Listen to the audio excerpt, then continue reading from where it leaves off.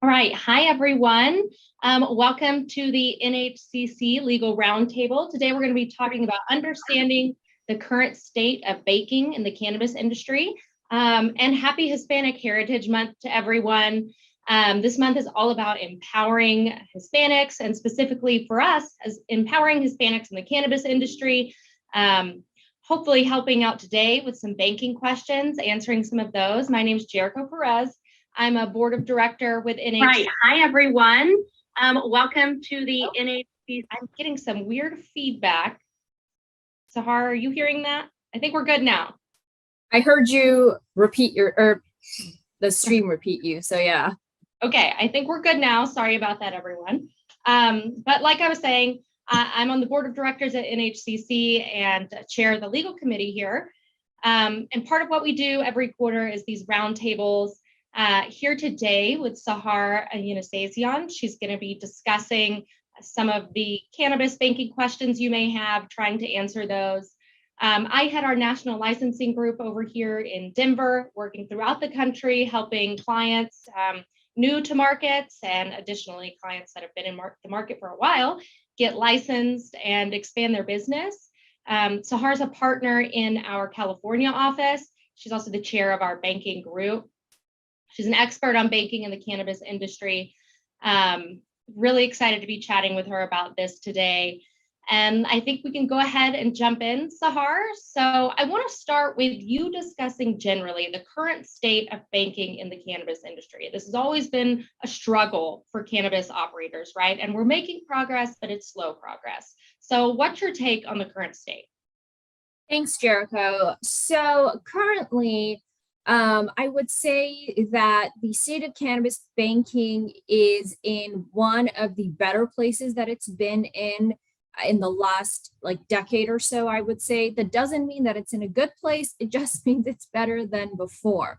So starting in about 2014, really, after the FinCEN guidance came out that provided financial institutions that wanted to provide banking services to cannabis businesses guidelines on how to do so, we started to see smaller financial institutions, largely smaller credit unions, trickle into this space. And at first, it was very hush-hush. If you were fortunate enough to find a small credit union that was willing to provide you with banking services, you didn't tell anyone about it.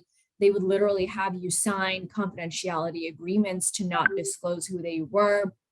More and more, as financial institutions started to see that, they're not going to lose everything as a result of banking cannabis businesses, state legal cannabis businesses, and that the Federal Reserve wasn't going to shut down their account with the Fed, that they weren't going to lose their insurance, that all of their other clients weren't going to leave them.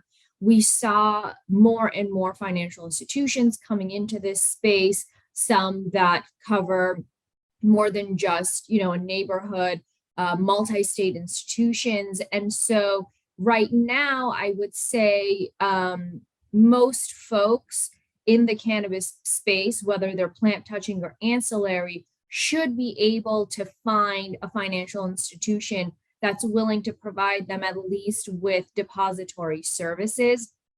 Having said that, the number is still limited. You still can't go to, Wells Fargo, Chase, Citibank, and tell them, I am a cultivator, I'm a dispensary, I provide services to plant touching businesses.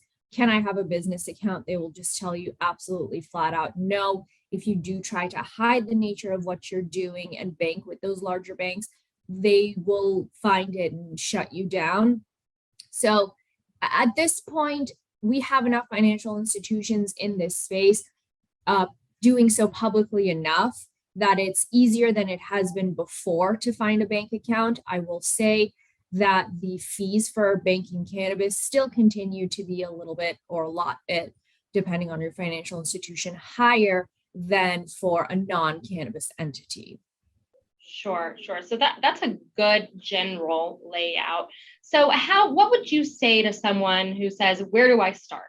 I mean, do I Do I call my local bank? What's step one? And kind of walk us through that process for how they should go about getting a bank account. Sure. So step one is kind of an obvious one. It's figuring out what kind of MRB, marijuana related business you are, whether you're plant touching or you're an ancillary business. And if you're an ancillary business, what type of ancillary you are. If you're plant touching, it's pretty easy to figure out. You need to have a state license in order to be able to operate. So, cultivator, distributor, manufacturer, retailer, something that requires a license. If you are an ancillary business, it's important to figure out whether you are what banks call a tier 2 or a tier 3. So if you're a tier 2, you derive all or the majority of your income from plant touching entities. So you provide services, solely to operators. So you would be, for example, a management company. If you're a tier 3, you derive some of your income from cannabis, but you also provide services to other non-cannabis related businesses.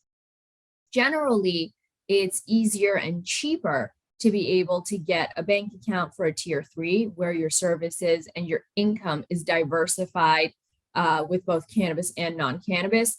Tier 2, we're seeing it also become, much more open and easier. And then if you're a tier 1, you really need to be thinking about cannabis friendly banks that have the internal infrastructure set up to take on a cannabis client. Once you figure that out, talk to your accountants, talk to your attorneys, talk to other operators, talk to your regulators even. Chances are at this point, they will have a list of financial institutions that would work for you, and they can probably provide a warm introduction that usually tends to, speed things up and make things a little bit easier. So figure out exactly what kind of MRB you are, reach out to your network to get some suggestions for what financial institutions you should go to. And before even going to your financial institution, make sure that you have all of your ducks in a row. So your licenses, your corporate entity documentation, basic business documents that you would expect to provide any financial institution for any business, have those ready to go. You don't want to have a financial institution asking you for, basic licensure information, basic business formation information, and you're not able to provide that for them. You want to be able right off the bat to provide a very solid front to them. So is there anything unique to MRBs, cannabis businesses, that a bank may ask for? I know you just kind of ran through a list and said you need to be prepared with your state licenses, but what are things that you may not expect that you're probably going to need, or that some banks may require in order for you to bank with them? Yeah. So one of, if not the biggest issue that a bank wants, or a financial institution, I should say, wants to consistently be able to address is ensuring that they are not bringing in funds from unlicensed businesses or illegal cannabis operations into their bank via their clientele. So, especially as a plant touching business, they will want to be able to tie back every penny that you are depositing into your account, into the bank or the credit union.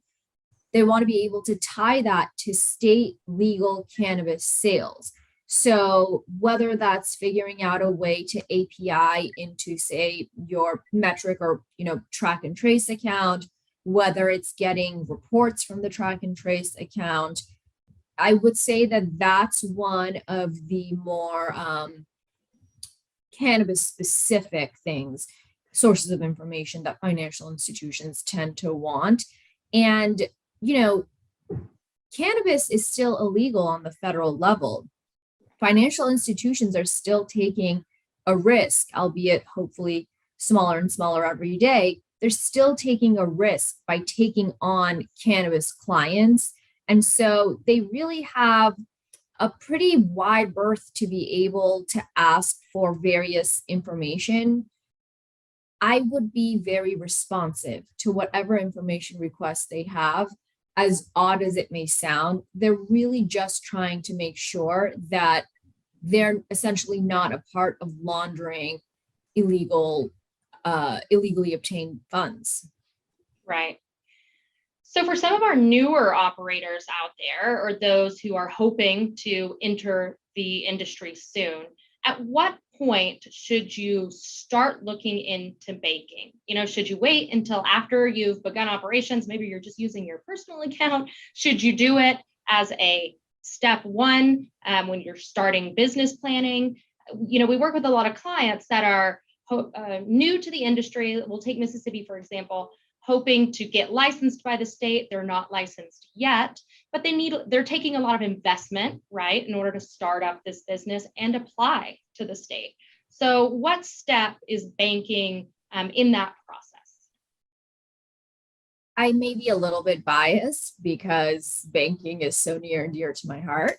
I think that setting up a consistent and transparent banking relationship should be one of the very first steps you think of when putting together a cannabis business.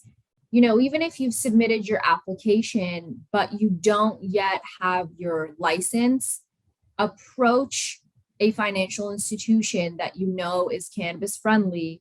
Explain to them, we've applied, we are waiting. You mentioned taking in investments. We're trying to take in investments. We would like to have a bank account first and foremost to bring investments into. Once we're licensed, we will work with you to provide all license information.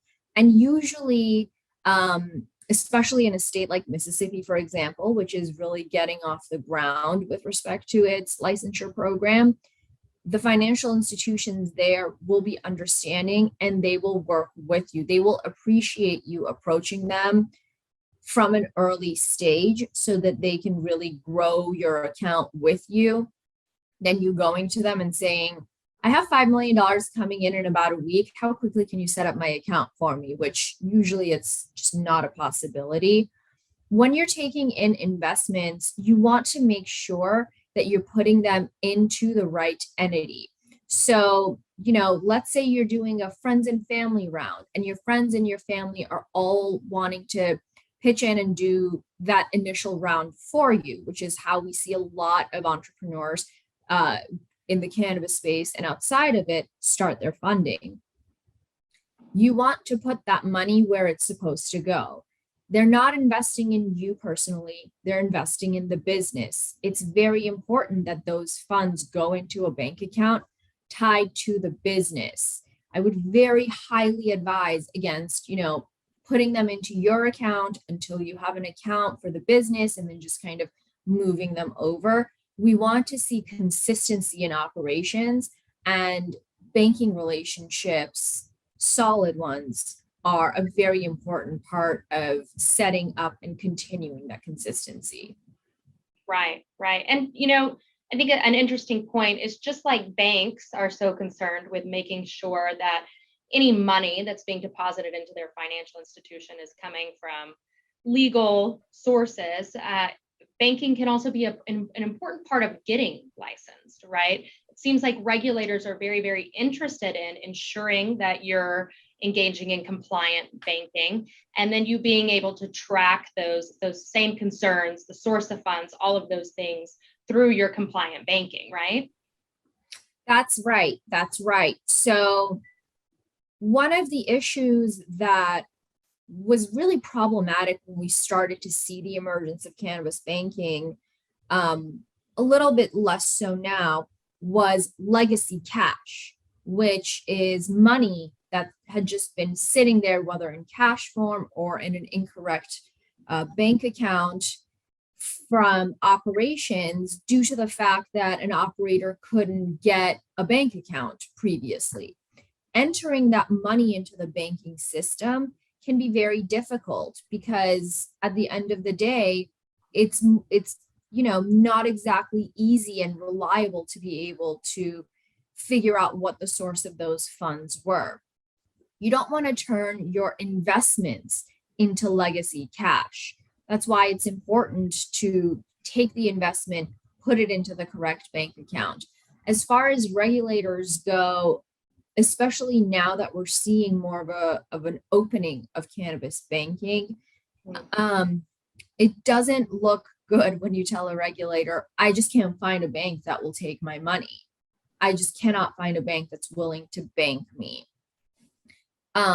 For certain applications, as you know, Jericho, you have to be able to show a source of funds, Right. or a certain amount of funds. You want to be able to show that those funds are in a bank account that's tied to the business. That's, in my experience, always the best thing to do. And then as your business continues to grow, you'll want to, take in more investments, and sometimes they'll come from institutional capital.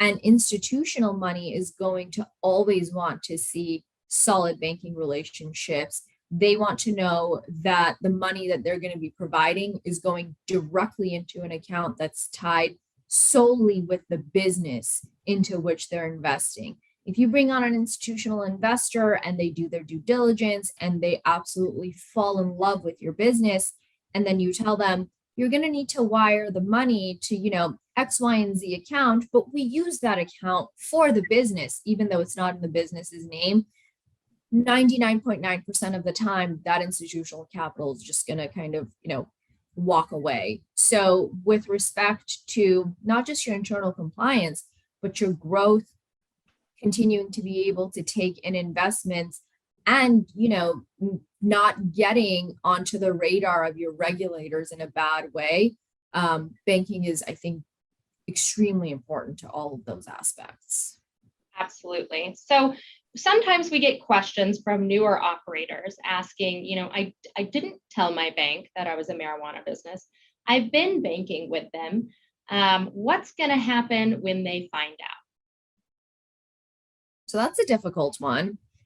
I sympathize with that because, especially in the early days of the current state of the cannabis business, the last decade or so, it was not easy to get a bank account, and operators had to do whatever they could in order to literally not have tons of cash sitting on site, and creating safety concerns for themselves and for their neighbors and whatnot. And so whatever had to be done was done in order to secure those relationships.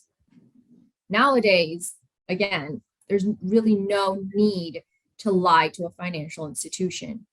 If you have been less than transparent with your current financial institution, the reality is banks and credit unions are getting more and more savvy as time goes on, and they're more and more quickly able to suss out a cannabis business that's their client that hasn't disclosed the true nature of its business to them.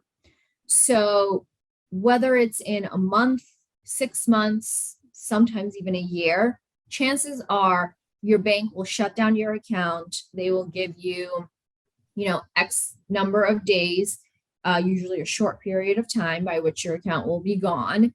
They'll give you your money, usually in the form of a check, and tell you, go deposit this elsewhere. You weren't honest with us, or go deposit this elsewhere. We don't have the internal infrastructure even to be able to take on cannabis related clients. We don't have the due diligence program to do that.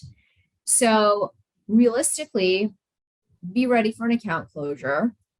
If you have not been fully transparent with your financial institution, and hidden the nature of your business, your best bet is to establish a relationship with a cannabis friendly institution. Be wholly transparent. Tell them, I am a cultivator, I am a dispensary, I'm some kind of operator, I'm an ancillary business. Here is all of my licenses. Here is, the tracking of my funds. Establish that relationship. move the funds into that new account and, close out that old account. Got it. That's helpful. You mentioned that obviously cannabis is still illegal on the federal level. What's happening with banking on the federal level to hopefully improve the current situation for cannabis businesses? Yeah. So although cannabis remains illegal at the federal level, and all we really have to address cannabis banking is, an almost 9-year-old document that's just a few pages, and it's guidance. It's not binding law, the 2014 FinCEN guidance. We are continuing to see growing bipartisan support for cannabis banking with every new session of Congress. And that's largely because a lack of access to depository services for cannabis businesses creates, first and foremost, a formidable public safety threat. You don't want to have a bunch of cash sitting somewhere, because that, as has been proven over time, invites violent break-ins. And the federal government now, more than ever, fully understands this. They also understand that cannabis businesses are foundational portions of their local and state economies, and that they are highly respectable, nuanced, and sophisticated businesses that should have access to banking. So support for that is really continuing to grow. We have seen the Safe Banking Act be introduced multiple sessions now. We saw it pass the House at one point. It has yet to fully pass and become law. So its current state is highly supported by most, irrespective of their party affiliation, but yet to really be cemented into legislation like we'd like to see. So what kind of timeline do you think we're looking at? If you had to guess, I'm sure you love that question, on improvements on the federal level, seeing actual helpful legislation passed for cannabis businesses and banking. I wish I had, a crystal ball that would just predict things for me like that in the future. I don't know that we're going to see it this year. I am cautiously optimistic about next year. And I think we also need to take into consideration where federal rescheduling, descheduling, legalization lies. Because if that gets, fast tracked more so than we expected to, I don't think we're going to see as much of a need for the Safe Banking Act. Timeline is, it would be great if it could happen sometime in 2023. Would I absolutely bet the farm on it? No. I think that at this point, we are going to be in a terrible cannabis banking position without the passing of that legislation. No, it would be nice to have it, but at this point, the industry has done so much for itself and advocated so well for itself that we have more and more financial institutions coming in. I don't think we're going to see, the large banks coming in, large financial institution related funding coming in, or, credit card transactions, for example, coming in until that passage. So it is necessary to take things to the next level, but we're doing well enough without it. But, next year would be nice. Don't know that it's going to happen. That makes sense. So question for you. Let's say you are an investor in a cannabis business, and you bank with one of the big financial institutions, Charles Schwab, for example. What things should you be watching out for Are there any steps you need to take to make sure your banking relationship stays safe?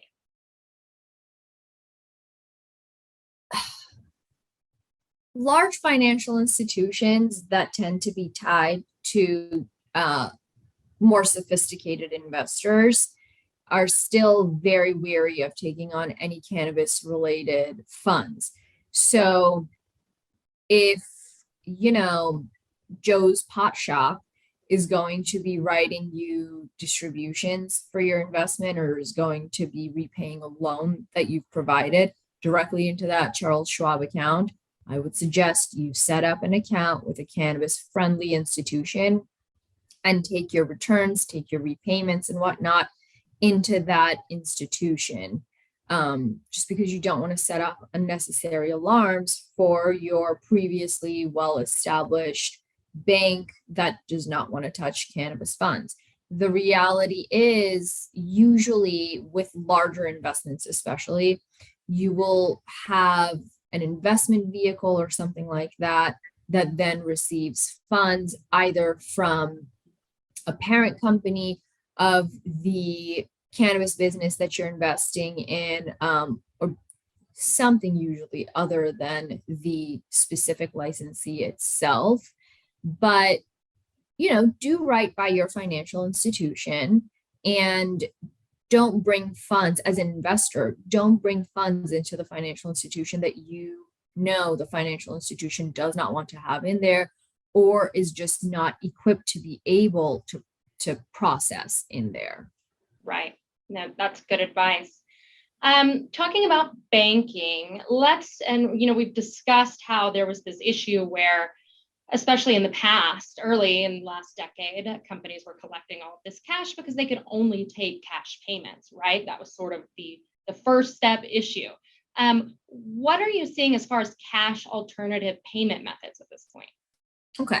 So when we talk about the cash issue, it's first and foremost, I think, important to divide even plant touching operators into business to business relationships and then business to consumer relationships. Right. On the business to business relationships, where we're talking about transactions and payments between operators. So a manufacturer purchasing flower from an operator, to turn it into distillate and whatnot.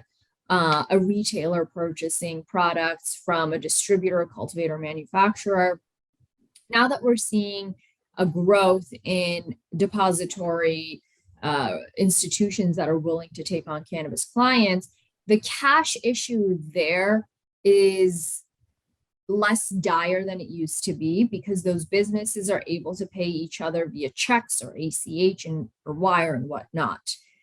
On the business to consumer side, however, we're not seeing as much of an easing of the issue because think about how most consumers tend to pay for products nowadays. We're not really seeing consumers carrying as much cash. They want to be able to pay with card, and it's very rare to see a consumer go to buy anything, cannabis or not cannabis related, and bring out their checkbook and write you a check for, groceries, goods, cannabis, whatever it is you're purchasing. So because of consumer preferences and payment methods, really, the B2C businesses, so the retailers really are having a little bit larger of an issue still with cash alternative methods.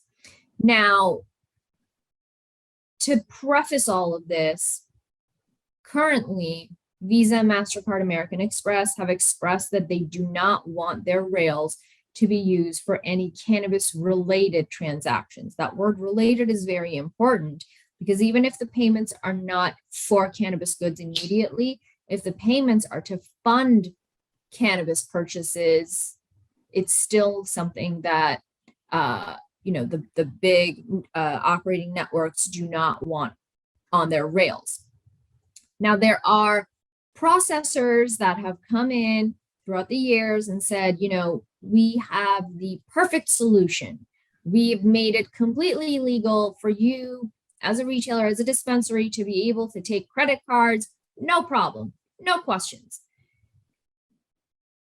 99.999% of the time, those processors are miscoding those transactions. So they're putting in a wrong, false code for the transaction that's taking place, because there is no transaction currently for cannabis purchases or cannabis sales.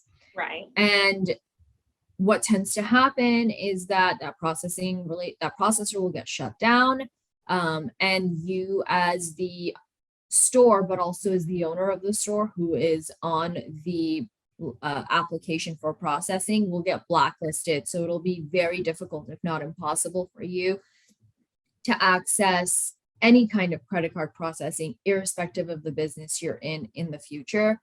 Debit cards tend to be a little bit more of a gray area. I tend to take a very conservative stance on this issue. So, I am always weary still, even of debit card processing. Cashless ATMs had been a solution that had been, used pretty widely by retailers and distributors. And Visa reiterated via a memo in December specifying that cashless ATMs on the cannabis, with respect to cannabis businesses is still illegal. It's still miscoding. That's where that word related comes in, because cashless ATM technically is not a direct transaction for cannabis purchases. It's a part of a larger transaction for cannabis purchases. So to really boil it down, credit cards, in my opinion, still a big no. Debit cards, do a lot of due diligence before you sign on, because while these solutions may provide a temporary relief from taking cash from consumers, or making it so that a consumer has to, go down to the ATM and pull cash and whatnot, that's a temporary relief, because if you're shut down and you're blacklisted, that's going to be a much more long-term nuisance for you. Right. And also it might trigger alarms on behalf of your bank. If they're, really up to date on what's going on with cannabis banking, they are going to be very weary of seeing credit card processing and debit card transactions, and they're going to ask a lot of questions. So is the bottom line that really, as far as credit cards go, there is no 100% compliant way for consumer to business transactions to take place right now? And then as an attorney, you very rarely ever want to give an absolute, definitive response like that. I tend to get quite a bit of blowback from others in the cannabis banking space who are not as conservative as I am. In my opinion, credit cards at the moment are pretty much an absolute no in my book for cannabis transactions. Got it. Yeah. And I'll say, being in Colorado, where we have a pretty established industry, we're still not seeing any of the dispensaries accepting credit cards. It's mostly all debit cards, if they're accepting cards at all. As it should be. Got it. Well, this has been really enlightening. Is there anything else as far as tips, advice that you think current operators, or those who are new to the industry should know about in regards to banking? Don't underestimate the effort you will have to put into both establishing and maintaining banking relationships. Start early, make sure that you allocate enough time for the records that they're going to ask for the questions that they're going to come back to you with. Don't expect to provide them with, your license and business registration and corporate formation documents, and that's the end of it. Expect questions, especially when they're setting up your account. Be very transparent. Overshare rather than undershare. expect ongoing due diligence on you. As we discussed, they want to always be able to tie back the source of every penny being deposited back to either, legal investments or legal operations. And never try to hide the ball with your financial institution. They will figure it out eventually, and it will end up being more of a headache than it's worth.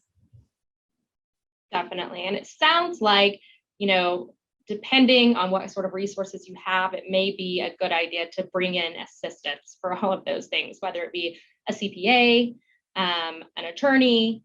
Are we seeing the CPA firms working with cannabis groups and assisting with this? Somewhat. I think your best bet is still an attorney in this space, just because financial institutions tend to, for some reason, really like attorneys. They're risk averse folks, so they assume working with an attorney is always going to be a safer bet. It's well worth it to pay for an hour or so of your attorney's time to have them provide you with a solid list, to have them give you warm introductions to financial institutions that they have had good experiences with and other clients of theirs have had good experiences with. That hour, maybe 2 hours of your attorney's time will save you a lot more time in having to search, explore, figure things out for yourself. Got it. Okay. Well, really appreciate it, Sahar. It's been great talking with you. For everybody that's listening in, I do believe this will be posted on the NHCC website. If you have any questions, please don't hesitate to reach out. Have a great Hispanic Heritage Month, and we will talk to you all soon. Thanks, everyone.